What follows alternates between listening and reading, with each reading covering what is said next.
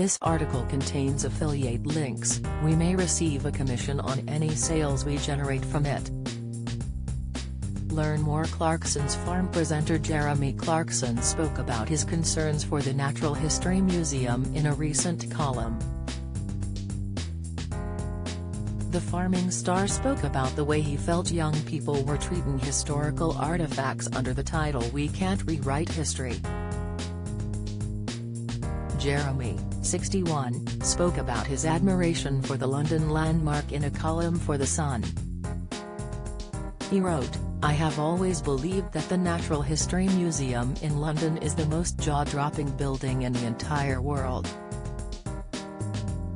But when I drove past it this week, I was struck by the alarming fact that it was built in Victorian times by a country which had become rich thanks in no small part to the slave trade. There's not much we can do about that today, however, except hope and pray that some students don't come in the night and throw it into the River Thames." The former Top Gear presenter went on to joke that Stonehenge would face the same fate as the statue of Edward Colston did in Bristol during lockdown. "They could probably lob Stonehenge in there too, on the basis those enormous rocks were not carried from Wales to Wiltshire by people who were paid a living wage," Jeremy continued. And, in light of what happened after a statue was thrown into Bristol Harbour recently, it would all be fully legal. In June 2020, the statue of Edward Colston was hurled into the harbour as part of an anti-racism protest. The bronze of Colston, a 17th-century slave trader, was dragged through the streets of the city, triggering a national conversation on the legacy of Britain's colonial past.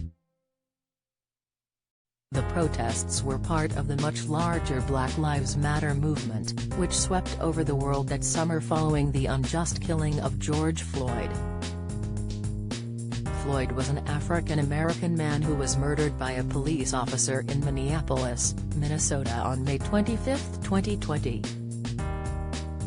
Derek Chauvin, one of 4 police officers who arrived on the scene, knelt on Floyd's neck and back for 9 minutes and 29 seconds. After his murder, protests about police brutality against black people and racially motivated crimes in general spread across the USA and subsequently the UK. Floyd's dying words, "I can't breathe," became a rallying cry for the movement, and were chanted by protesters fighting for racial equality.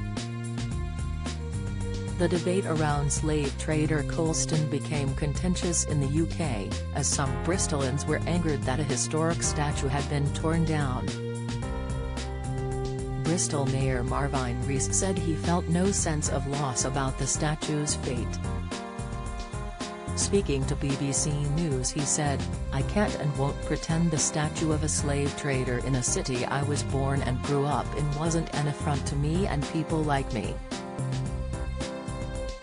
People in Bristol who don't want that statue in the middle of the city came together, and it is my job to unite, hear those voices and hold those truths together for people for whom that statue is a personal affront."